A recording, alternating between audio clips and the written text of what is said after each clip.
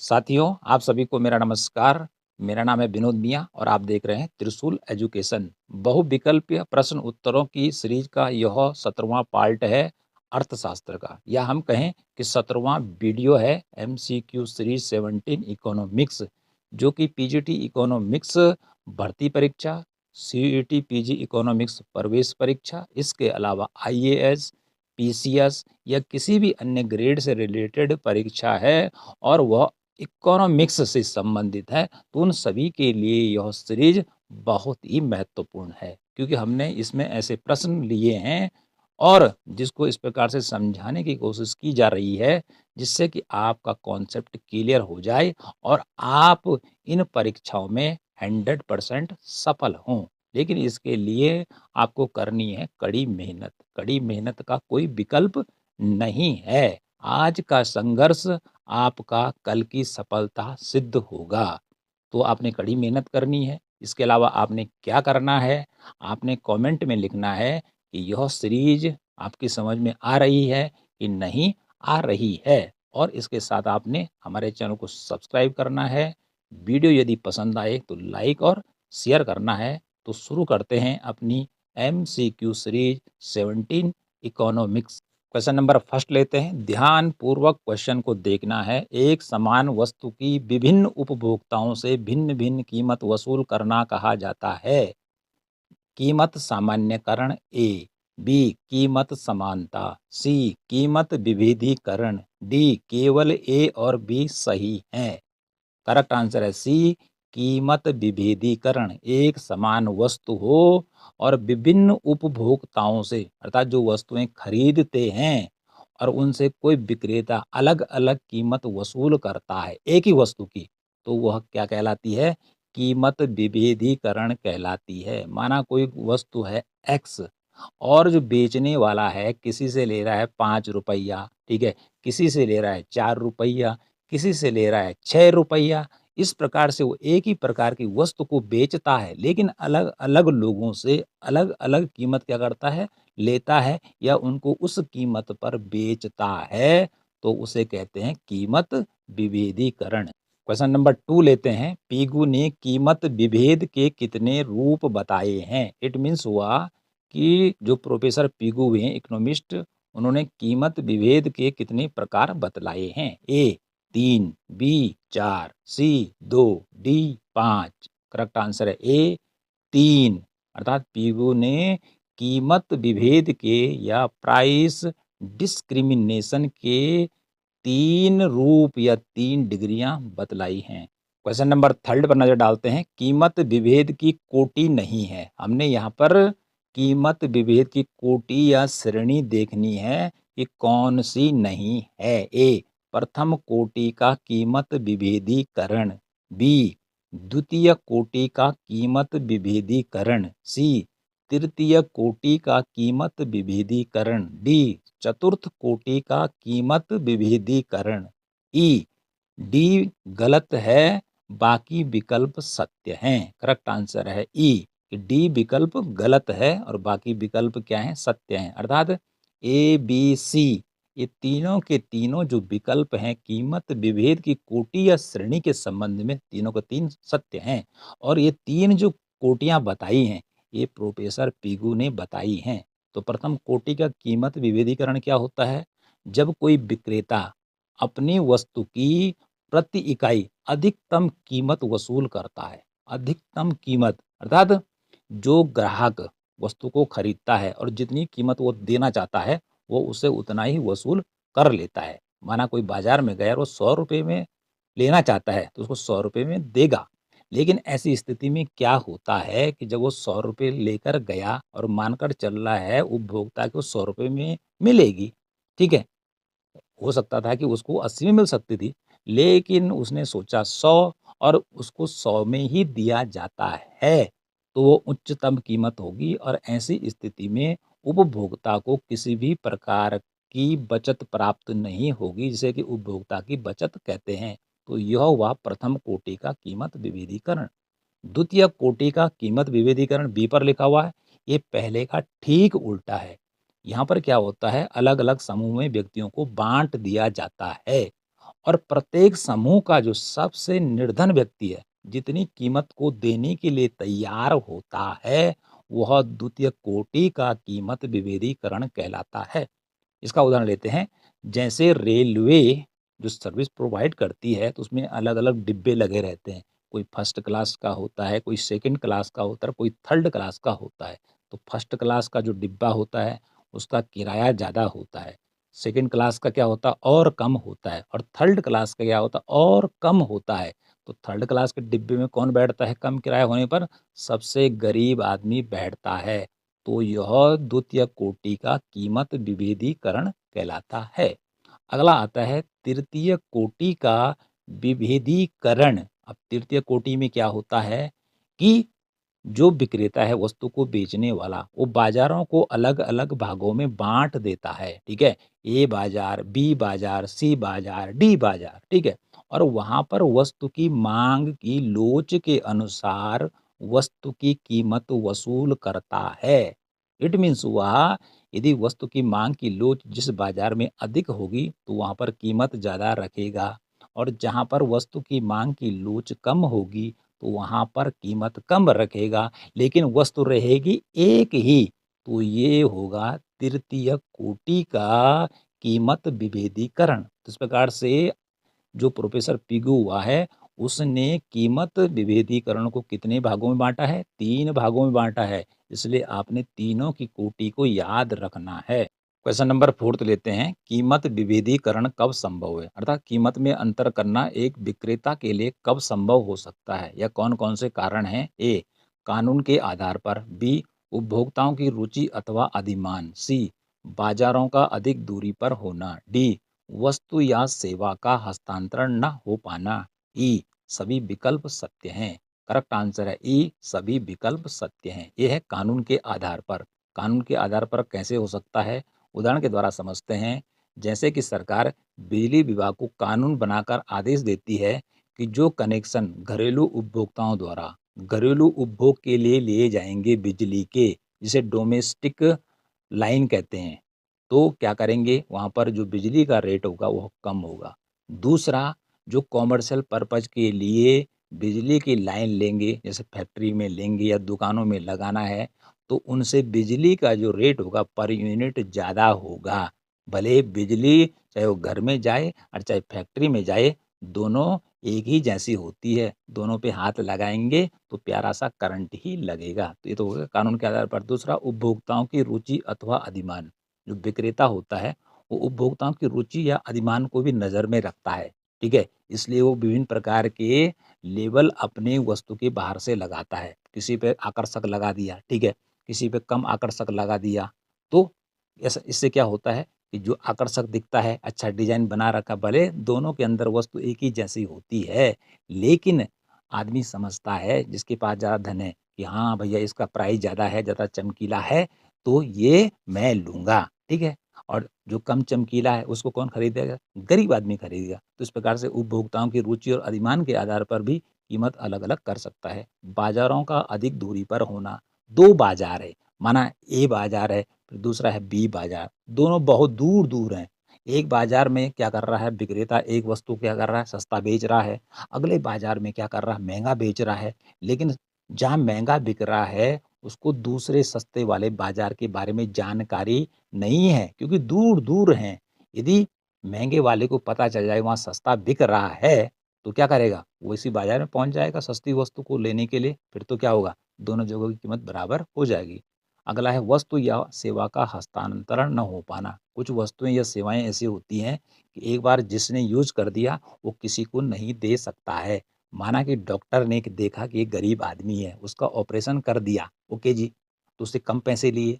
अगला व्यक्ति है, वो है धनी, तो वो क्या करता है धनी व्यक्ति से अधिक पैसा ले लेता है। लेकिन जो उसने सेवा की और जिस व्यक्ति का ऑपरेशन किया, इसका मतलब ये थोड़ी है कि सबके ऑपरेशन हो जाएँगे। तो उसका जो ऑपरेशन हुआ या डॉक्टर ने जो सेवा एक को सस्ते में दी या महँगे में दी, उसको एक-दूसरे को नहीं बेचा जा सकता है या ना एक-दूसरे को दिया जा सकता है। ये सब जो हैं ए, बी, सी, डी, ये कीमत विभेदीकरण के कारण होते हैं। क्वेश्चन नंबर 5 लेते हैं। बड़े आनंद से प्रश्नों को सुनना है और समझना है। कीमत विभेदीकरण कब लाभदायक है? मतलब एक विक्रेता जब क्या करता है, एक वस्तु को अलग-अलग दामों पर अलग-अलग व्यक्ति को बेचता है, तो कब लाभदायक हो सकता है? ठीक है, कब उसको फ़ायदा मिलने वाला है? ए, अलग-अलग बाज़ारों में माँग की मूल्य लोच का अलग-अलग होना। बी, दोनों मार्केटों में वस्तु की माँग की लोच समान होना। सी, दो बाज़ारों में सीमांत आय समान प्राप्त होना। डी, केवल सी विकल्प सत्य है। करेक्ट आंसर है ए, अलग-अलग बाज़ारों में माँग की मूल्य लोच अलग-अलग होना। इट मीन्स हुआ कि यदि एक बाज़ार में माँग की लोच क्या है? कम लोचदार है, तो अगले बाज़ार में उसी वस्तु की माँग क्या होनी चाहिए? अधिक लोचदार होनी चाहिए। यदि अधिक लोचदार होगी, तो वहाँ पर उसकी वस्तु ज़्यादा बिकेगी, तो उसको ज़्यादा फ़ायदा होगा।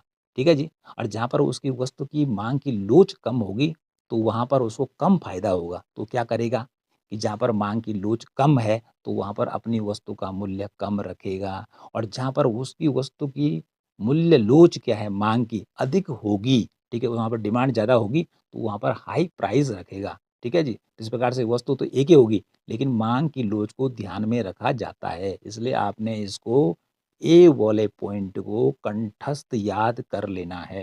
क्वेश्चन नंबर 6 है, एक से बढ़कर कीमती प्रश्न हमने शामिल किए हैं। किस बाजार में कीमत विभेदीकरण नहीं होता है? मतलब कौन सा वह मार्केट है जहाँ पर कोई विक्रेता अलग-अलग कीमत अलग-अलग ग्राहकों से वसूल नहीं कर सकता? ए, अपूर्ण प्रतियोगिता। बी, चोर बाजार। सी, पूर्ण प्रतियोगिता बाजार। डी, स्कंद बाजार। करेक्ट आंसर है सी, पूर्ण प्रतियोगिता बाजार। पूर्ण प्रतियोगिता बाजार में क्या होती है? एक वस्तु की कीमत क्या होती है? एक समान होती है। यदि वह 5 रुपए में बिक रही है एक कोने पर, तो दूसरे कोने में भी जाएँगे, ठीक है जी? तो आपको उतने ही रेट पर मिलेगी। इसलिए पूर्ण प्रतियोगिता बाजार में कीमत विभेदीकरण नहीं हो सकता है। क्वेश्चन नंबर 7 लेते हैं, जो कि किसी हीरे की कीमत से कम नहीं है। श्रीमती जॉन रॉबिन्सन ने कौन सी किताब लिखी? ए, एकाधिकारिक प्रतियोगिता का सिद्धांत, theory of monopolistic competition. B, अपूर्ण प्रतियोगिता का अर्थशास्त्र, the economics of imperfect competition. C, पूर्ण प्रतियोगिता का सिद्धांत, theory of perfect competition. D, अल्पाधिकार का सिद्धांत। अब आप बताइए कि इसका उत्तर क्या होगा, कौन सा ऑप्शन सही है? तो हमारा करेक्ट ऑप्शन है बी, अपूर्ण प्रतियोगिता का जो अर्थशास्त्र है, ये वाली किताब लिखी है श्रीमती जॉन रॉबिन्सन ने। बहुत ही इंपॉर्टेंट किताब है। भले उसने ये किताब किस में लिखी है? इंग्लिश भाषा में लिखी है। इंग्लिश में उसके नीचे लिखा हुआ है the economics of imperfect competition. तो आप इंग्लिश में भी याद रखें और हिंदी में भी याद रखें। और जो ऊपर वाली किताब है, एकाधिकारिक प्रतियोगिता का सिद्धांत, थ्योरी ऑफ मोनोपोलिस्टिक कंपटीशन, ये लिखी है प्रोफेसर चैम्बरलिन ने। लेकिन कौन सी लैंग्वेज में लिखी है? इंग्लिश में लिखी हुई है, और ऊपर ट्रांसलेट होकर आ गया हिंदी में। इसलिए आप दोनों बुक को क्या कर लेंगे? अच्छे ढंग से याद कर लेंगे। क्वेश्चन नंबर 8 लेते हैं, बहुत ही इंपॉर्टेंट है। कुर्नो के मॉडल की मान्यता है। कुर्नो ने द्वयाधिकार का मॉडल दिया था, अर्थात द्वयाधिकार बाजार की समस्या को हल करने का काम किया था सर्वप्रथम कुर्नो ने विस्तार पूर्वक। तो उसकी मान्यता क्या है? ए, वस्तु की उत्पादन लागत शून्य होती है। बी, दो विक्रेताओं की वस्तु समान होती है। सी, वस्तु का बाजार मांग वक्र सरल रेखीय होता है। डी, प्रत्येक विक्रेता अपनी प्रतिद्वंदी की पूर्ति को स्थिर मानता है। डी, उपरोक्त सभी विकल्प सही हैं। करेक्ट आंसर है डी। कुर्नो का जो मॉडल है, ये किस मान्यता पर आधारित है? बहुत सारी मान्यताएँ हैं इसकी। एक तो मानता है कि वस्तु की जो उत्पादन लागत होती है वो शून्य होती है, अर्थात वस्तु को बनाने में कोई पैसा खर्च नहीं होता है। अगला कहता है 2 विक्रेताओं की वस्तु समान होती है, अर्थात कुर्नो का जो मॉडल है वो डुओपोली मार्केट से रिलेटेड है। तो डुओपोली मार्केट में जो विक्रेता होते हैं 2 होते हैं, लेकिन दोनों की वस्तु क्या होती है? एक जैसी ही होती है। अगला कहता है सी में वस्तु का बाजार मांग वक्र सरल रेखीय होता है, अर्थात इस प्रतियोगिता में, अर्थात कुर्नो के मॉडल के द्वयाधिकार बाजार में क्या होता है? जो मांग वक्र होता है एक सीधी रेखा सी होती है। और डी है, प्रत्येक विक्रेता अपनी प्रतिद्वंदी की पूर्ति को स्थिर मानकर चलता है। इट मीन्स हुआ कि दो विक्रेता होते हैं, एक समान वस्तु होते हैं, दोनों अपनी वस्तु की मात्रा को अधिक से अधिक बेचना चाहते हैं, लेकिन इसमें शर्त क्या जोड़ी कुर्नो ने कि जैसे ए व्यक्ति पहले क्या करता है, बाजार में उतरता है और वस्तु को बेचता है, तो वो केवल 50% ही बेचता है 100% का, ठीक है। उसके बाद दूसरा उतरता है, लेकिन वो भी क्या करता है, अगला जितना 50% बचा है उसका भी आधा करता है। इट मीन्स 25% क्या करता है, वस्तु का उत्पादन करता है, लेकिन वो ये मान लेता है कि मैं वस्तु का जितना उत्पादन कर रहा हूँ, पहले वाले पर इसका कोई प्रभाव नहीं पड़ेगा, अर्थात वो अपनी पूर्ति उतनी ही रखेगा चाहे मैं उत्पादन कितना भी करूँ। क्वेश्चन नंबर 9 लेते हैं। कुर्नो के मॉडल के अनुसार दो फर्में कब संतुलन की अवस्था में होंगी?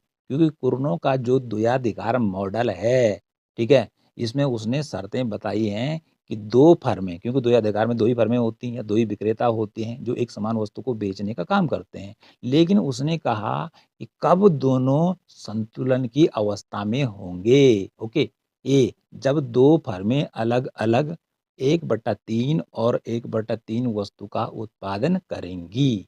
बी, या जब दो फर्में कुल बाजार मांग का संयुक्त रूप से 2/3 उत्पादन करेंगी। सी, जब दोनों फर्में संयुक्त रूप से बाजार मांग का 100% करेंगी मांग का, ठीक है जी। डी, ए और बी विकल्प सही हैं। ई, उपरोक्त सभी विकल्प सही हैं। करेक्ट आंसर हमारा है डी, ए और बी विकल्प सही हैं। इसको याद रखना भली भांति, इसके ऊपर हमने पूरा वीडियो बनाया है, रेखा चित्र सहित समझाया है, इसको आप प्लेलिस्ट में जाकर देख सकते हैं। तो संतुलन की शर्तें क्या है फर्म के लिए कि दोनों फर्में कब संतुलन की अवस्था में होंगी, इट मीन दोनों को अधिकतम लाभ कब कब होगा कि जबकि एक फर्म अलग से 1/3 हिस्से का उत्पादन करेगी 100% में से, ठीक है जी, और अगली फर्म भी क्या करेगी 1/3 क्या करेगी भाग का उत्पादन करेंगी।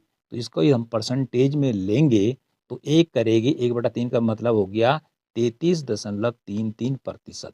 अगला भी क्या करेगा 33.33%, और शेष भाग जो होगा उसका उत्पादन नहीं किया जाएगा, वो भी बचेगा 33.33% या 1/3 भाग बचेगा। दूसरा है जब दो फर्में कुल बाजार मांग का, यानी दोनों को जोड़ दो 1/3 1/3, तो दोनों का जो संयुक्त उत्पादन होगा वो हो जाएगा 2/3, ठीक है जी। 1/3 प्लस 1/3 होता है 2/3, इसलिए हमारा ए और बी विकल्प सही है।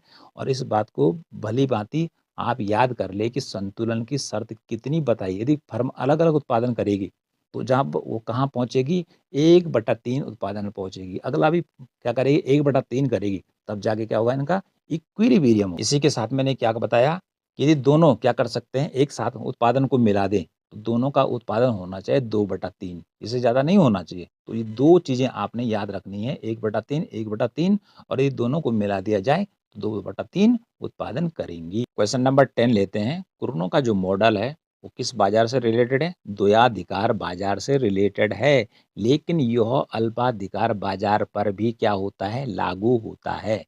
तो 10वां प्रश्न क्या कह रहा है, कुर्नो के मॉडल के प्रतिकूल दोनों फर्में यदि गठबंधन कर लें तो उन्हें क्या प्राप्त होगा पहले से, क्योंकि दोनों अलग अलग उत्पादन कर रही हैं, लेकिन अब यदि कुर्नो के मॉडल के प्रतिकूल दोनों क्या कर देती हैं एक गठबंधन कर देती हैं, एक क्या कर देती हैं एक समूह बना देती हैं कि हम क्या करेंगे एक साथ उत्पादन करेंगे और वस्तु को बेचेंगे, तो इससे क्या प्रभाव पड़ने वाला है, ए, मिलकर उत्पादन करने पर अधिक लाभ होगा, बी, मिलकर उत्पादन करने से हानि होगी, सी, लाभ पहले के बराबर बना रहेगा, डी, ए और बी विकल्प सही हैं। करेक्ट आंसर है ए, मिलकर उत्पादन करने पर अधिक लाभ होगा। यदि दोनों फर्में क्या करती हैं गठजोड़ कर लेती हैं, गठबंधन कर देती हैं, और दोनों क्या करती हैं कि भैया हम क्या करेंगे एक निश्चित प्रतिशत क्या करेंगे वस्तु को बेचेंगे, जिससे हम क्या करेंगे अधिक से अधिक लाभ प्राप्त कर सकते हैं।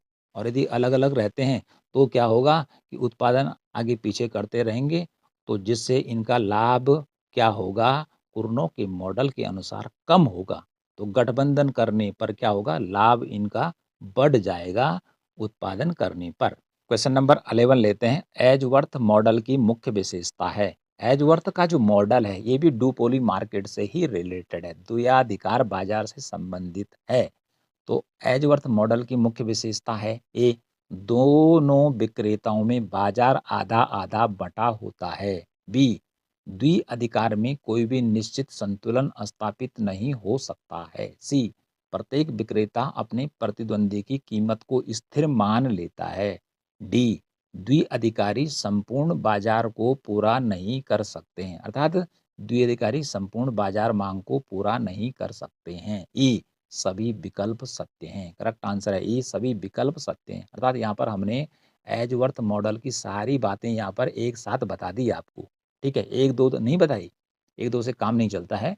तो होता है क्या इस मॉडल में, दो विक्रेताओं में बाजार आधा आधा बटा होता है, यानी कि संपूर्ण बाजार दो भागों में बटा होता है, ठीक है, दो विक्रेताओं में, ठीक है, माना कि ए विक्रेता हो गया और दूसरा होगा बी विक्रेता। अगला है, द्विअधिकार में कोई भी निश्चित संतुलन स्थापित नहीं होता। जैसे कुर्नो के मॉडल में बताया गया है कि दोनों फर्में संतुलन की अवस्था में तब होंगी जबकि एक फर्म 1/3 और अगली फर्म भी 1/3 क्या करेगी, वस्तु का उत्पादन करेंगी, तो संतुलन स्थापित होगा।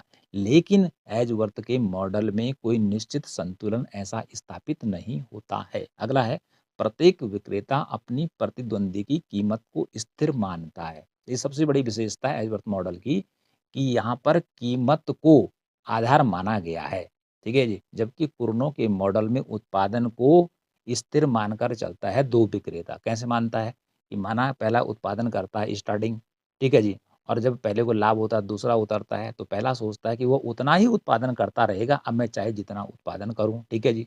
लेकिन एजवर्थ ने उत्पादन की जगह कीमत को परिवर्तनशील माना है, ठीक है जी। उसने ये माना है, किस प्रकार से समझेंगे इसको हम, कि माना पहले एक विक्रेता बाजार में वस्तु को बेचता है, ठीक है जी, उसके बाद दूसरा उतरता है मार्केट में उसी वस्तु को बेचने के लिए, ठीक है, लेकिन वो क्या मानकर चलता है कि मैं अब जो भी कीमत डिसाइड करूं, पहले वाला जो विक्रेता है वो अपनी कीमत में कोई परिवर्तन नहीं करेगा, अर्थात वो अपनी कीमत को स्थिर रखेगा। तो इस मॉडल की एक बहुत बड़ी विशेषता है। अगली विशेषता क्या बतलाई एजवर्थ ने कि दोनों जो क्या हैं, विक्रेता संपूर्ण बाजार मांग को पूरा नहीं कर सकते हैं। माना कि ए विक्रेता है तो वह आधे बाजार की मांग को पूरा करेगा, ठीक है, वो 100% को कभी पूरा नहीं कर सकता है, ठीक है, और बी वाला भी ऐसा नहीं कर सकता है।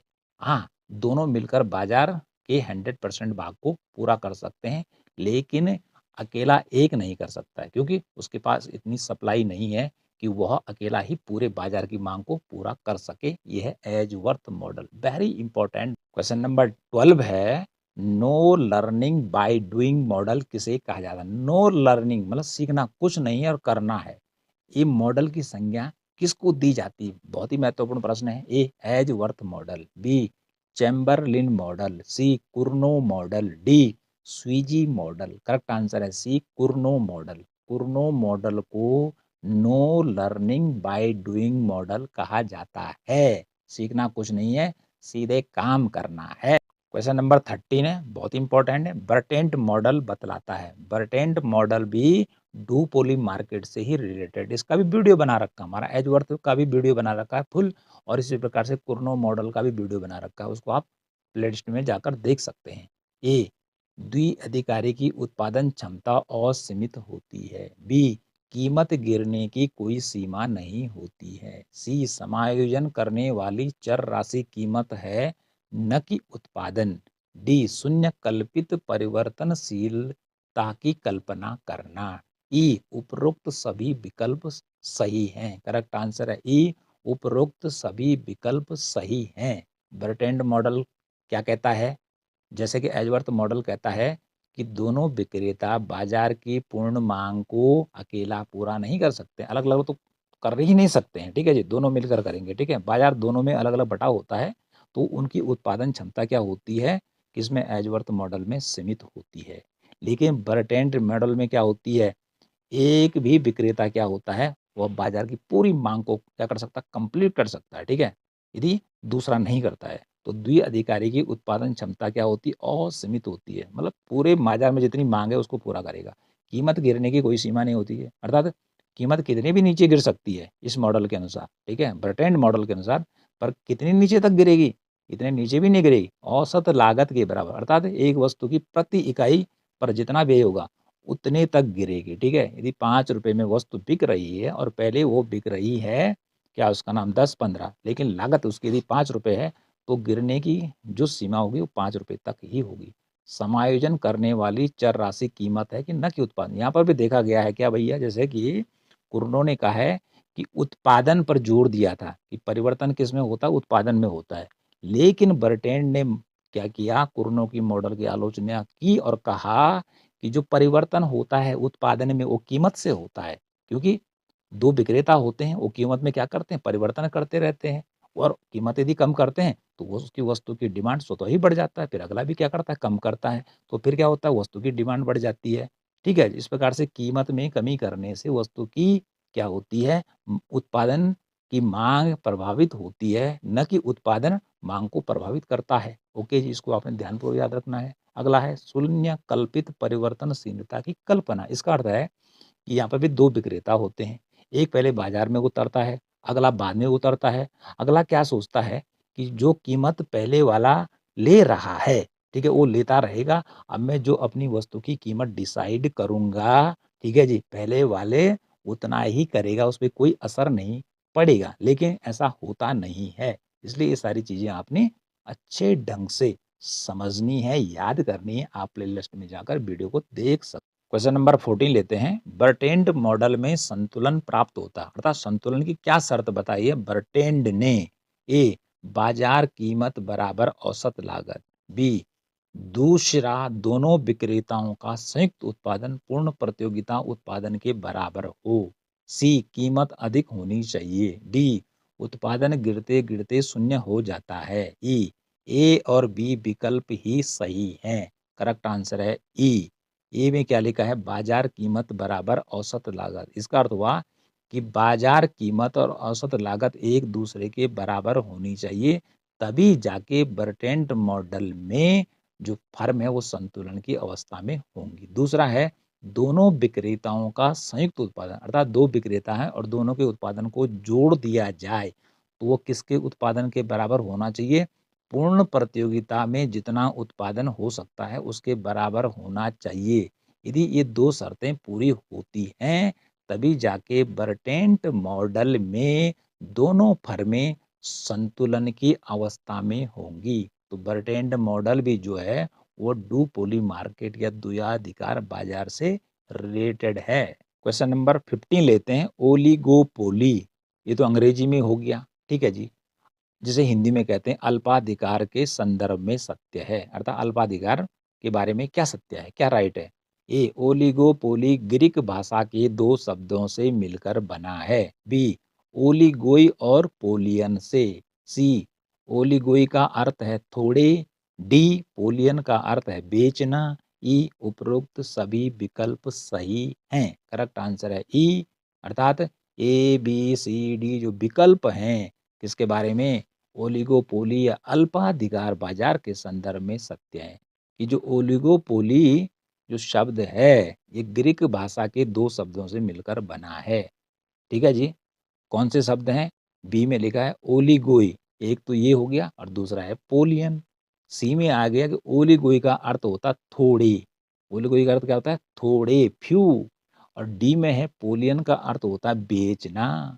तो दोनों का मीनिंग आपने याद रखना है कि ओलिगोई का मीनिंग क्या होता है, ठीक है, पोलियन का अर्थ क्या होता है, दोनों शब्द किस भाषा के हैं, ठीक है जी। तो ये सारी चीजें जो जुड़ी हुई हैं ये अल्पाधिकार के बारे में सत्य बतलाती हैं। तो ए बी सी डी मतलब सारे के सारे जो विकल्प हमने दिए हैं वो एकदम से 100% क्या है, सत्य हैं।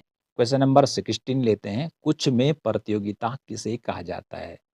कुछ में अर्थात कुछ कंपनियां होती हैं, कुछ फर्में होती हैं जिनमें कंपटीशन होता है, प्रतियोगिता होती है कि मेरी वस्तु ज्यादा बिके। ओके जी, तो ये किस प्रतियोगिता में होता है, एकाधिकार, बी द्वैधाधिकार, सी अल्पाधिकार, डी तृतीय अधिकार। करेक्ट आंसर है अल्पाधिकार। कुछ में प्रतियोगिता अर्थात अल्पाधिकार में फर्मों की संख्या क्या होती है, कम होती है, फ्यू होती है, थोड़ी संख्या में होती है।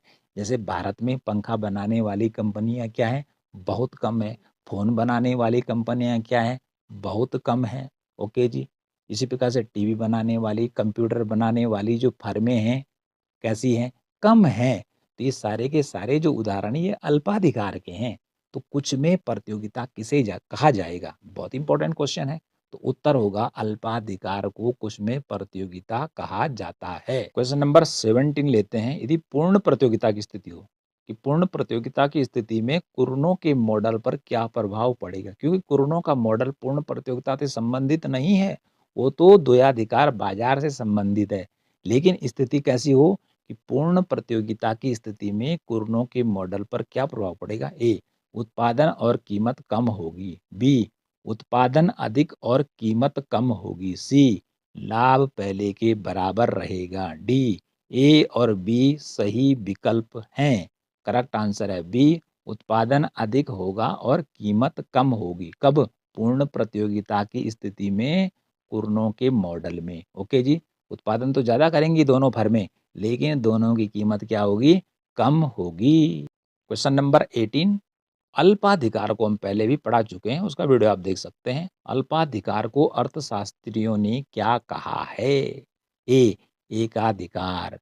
बी, द्वयाधिकार। सी, परस्पर निर्भरता। डी, तृतीय अधिकार।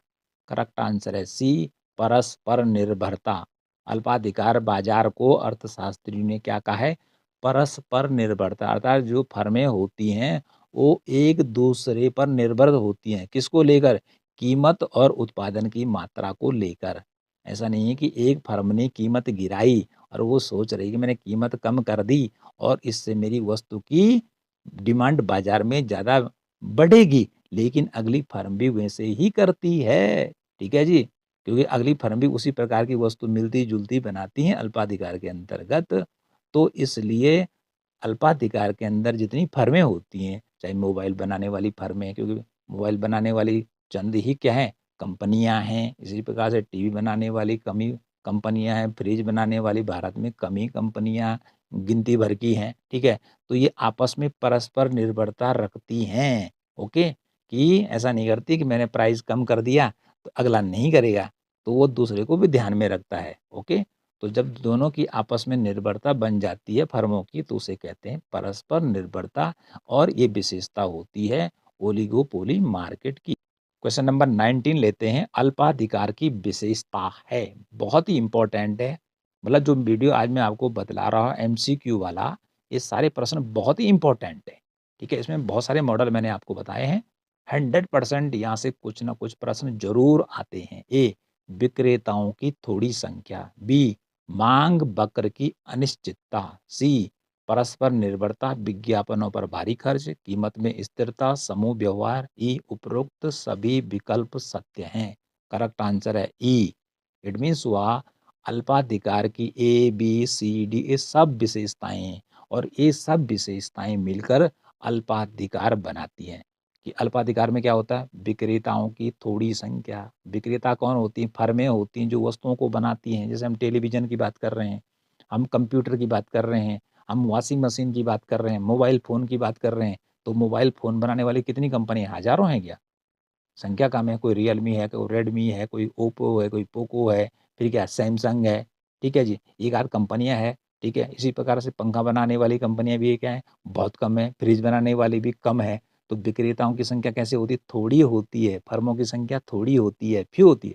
मांग वक्र की अनिश्चितता, कोई फर्म ये पता नहीं कर सकती है कि उसकी वस्तु की माँग कितनी होगी मार्केट में। यदि उसने वस्तु की प्राइस को गिरा दिया, तो माँग की अनिश्चितता बनी रहती है। मतलब अर्थात वो ये कन्फर्म नहीं कर सकती है कोई फर्म कि मेरी टीवी इतनी बिकेगी, ठीक है जी। अगला है सी, परस्पर निर्भरता, अर्थात कंपनियाँ आपस में परस्पर निर्भरता रखती हैं, पहले बताया है। विज्ञापनों पर भारी खर्च, अल्पाधिकार में जो बड़ी-बड़ी कंपनियाँ होती हैं, ठीक है, भर-भर के पैसा खर्च करती हैं, अपना प्रचार देती हैं, ठीक है। चाहे वो यूट्यूब पर दे रही हैं, फेसबुक पे दे रही है, टीवी पर दे रही है, अखबार पर दे रही हैं, ठीक है जी। जैसे मोबाइल फ़ोन आ रहा है, ठीक है, आजकल मोबाइल फ़ोन के एक से एक प्रचार क्या आ रहे हैं, टीवी पे आ रहे हैं, आपके अखबार में आ रहे हैं, आपके कहाँ हैं, यूट्यूब पे आ रहे हैं, भर-भर के आ रहे हैं, ठीक है। क्यों दे रहे हैं वो विज्ञापन? वो बतला रहे हैं कि हमारा जो फ़ोन है या फ्रिज है, जिसका भी वो दे रहे हैं, ये सबसे अच्छा है। तो सबसे ज़्यादा पैसा यहाँ किस पे खर्च हो रहा है?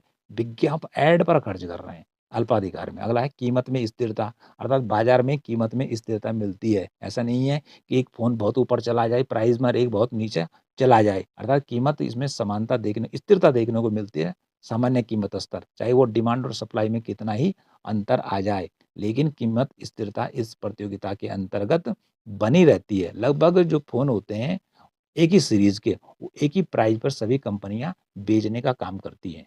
अगला है समूह व्यवहार, जो फर्में होती हैं समूह में व्यवहार करती हैं, क्योंकि यदि एक फर्म का ग्रुप है, तो अगला जो फर्म का जो ग्रुप है, वो एक-दूसरे जैसे एक व्यवहार करेगा, अगला भी वैसा ही व्यवहार करता है। यदि कोई कीमत कम करता है, तो अगले को भी कीमत कम करनी पड़ती है। यदि वो कीमत कम नहीं करता है, तो उसकी क्या होगी? वस्तु की डिमांड घट जाएगी। तो ये समूह में व्यवहार करके चलती हैं, जिससे इनको ज़्यादा फ़ायदा होता है। तो ये सारी जो विशेषताएँ हैं, किस मार्केट की हैं? अल्पाधिकार मार्केट की हैं या ओलिगोपोली मार्केट की हैं। इनको आपने याद कर देना है, इनको बिल्कुल आपने चट कर देना है, एकदम से 100 के 100% इनको माइंड में बिठा देना है। हमने समझाने की भी कोशिश की है। तो आज कुल मिलाकर हमने आपको 19 प्रश्न बताए हैं, जो कि बहुत ही इम्पोर्टेंट है, बहुत ही इम्पोर्टेंट हैं। तो आपने करना क्या है? इनको आप बिल्कुल रट कर जाइए। पहले तो समझने की कोशिश कीजिए, हमारे वीडियो देखिए इससे रिलेटेड बड़े वाले वीडियो, ठीक है जी? और वहाँ नहीं जा पाते हैं तो इनको ही रट कर दीजिए, ठीक है जी? और इसके अलावा आपने क्या करना है, ये जो आईडी हमारी दे रखी है, इन आईडियों पर आपने हमें फ़ॉलो करना है। अपनी समस्या आपने इन आईडियों पर हमें भेजनी है, यदि आपको लगती है। आईडी को फ़ॉलो करने से आपको एक भी रुपये का, ठीक है, एक भी पैसे का नुकसान नहीं होने वाला है। इसी के साथ हमारी ये सीरीज़ यहीं पर समाप्त होती है। फिर मिलेंगे नई सीरीज़ में।